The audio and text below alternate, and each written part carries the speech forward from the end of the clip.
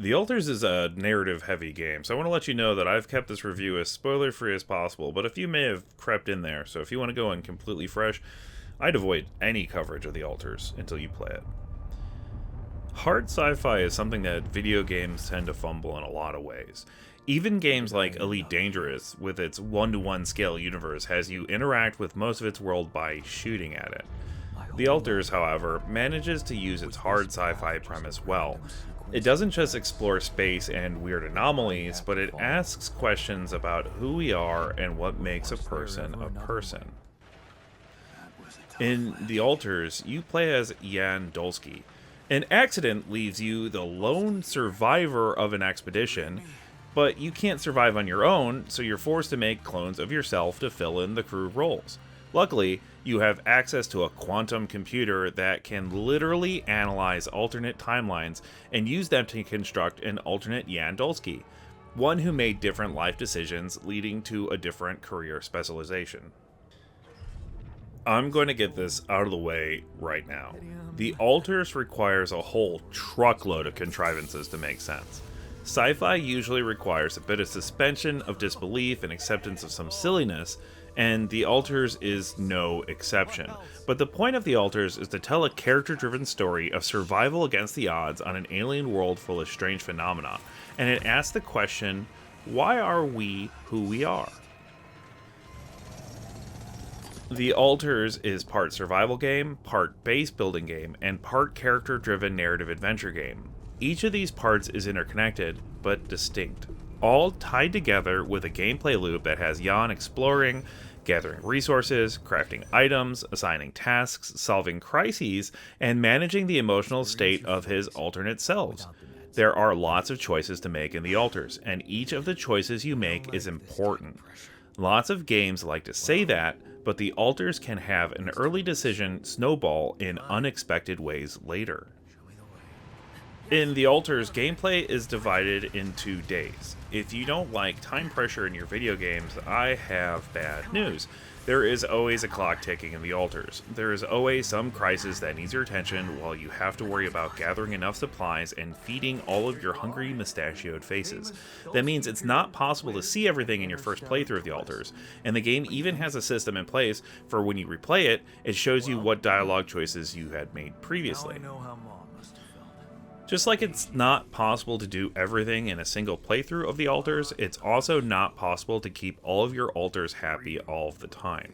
Each Alter will have his own motivations and desires. They can get frustrated and lash out, or even rebel. You can choose to keep your Alters in line with punishments, or you can use kindness. This also means potentially taking time and precious resources away from anything that might be critical to your group's survival. Sometimes you just need to sit back and have a movie night before everyone suffers from burnout. The emotional state of your Alters is important and monitored throughout the playthrough. You generally want to keep Jan's alternate selves happy, but the Alters does a lot of things video games are notorious for. They just tell you how a character is feeling. Worse, the character just says, I feel this way, even if that character has compelling reasons to feel that way. Sometimes it's a little incongruous with the reality of the situation. Base building is an important part of the Alters. Your base is Jan and his Alter's home, and their vehicle that brings them to new locales. It is completely modular, expandable, and transportable. In fact, the entire base is circumferenced by a wheel that serves as the base's mode of conveyance. Each base module is a block that can be moved around on a grid. This grid is confined within the wheel, which isn't the best configuration for something like a grid that prefers square shapes. Add in a giant tank nearly in the middle of the thing, and base building becomes like a puzzle game. As the base gets bigger, this is less of an issue, but you really have to work to cram in everything you want in the early game.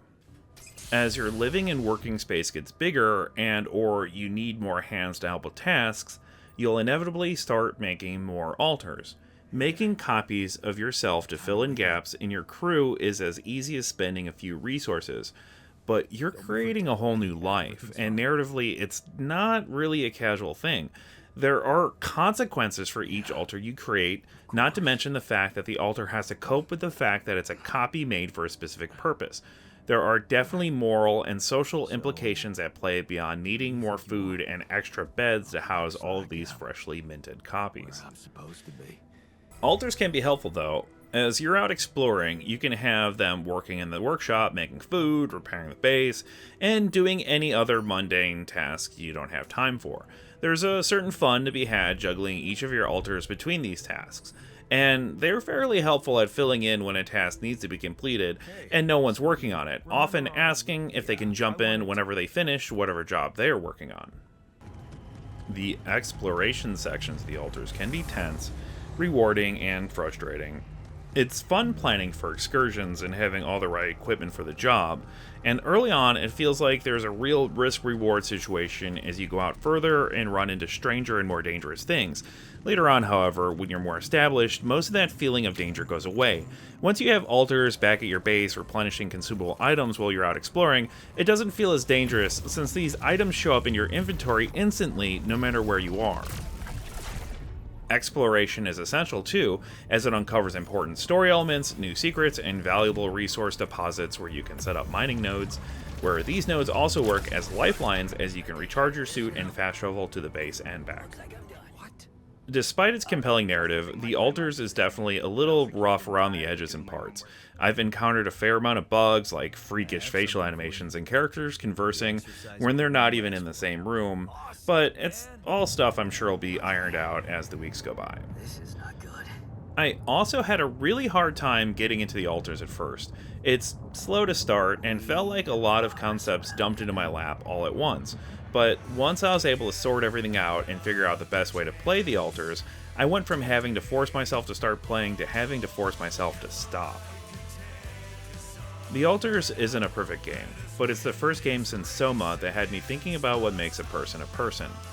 Instead of driving me into an existential crisis like Soma did, however, The Altars made me look at myself and wonder if there was somewhere I could have taken a different path. But The Altars is also about using people and the morality behind that, even if those people you are using are happy with it. It's a lot to take in, but in the end, The Altars manages to succeed at what I think it set out to accomplish. Thanks for watching. We are Culture Combine. Wasn't easy for me either. At least you're up front with me. You bastard. I can see now what the meds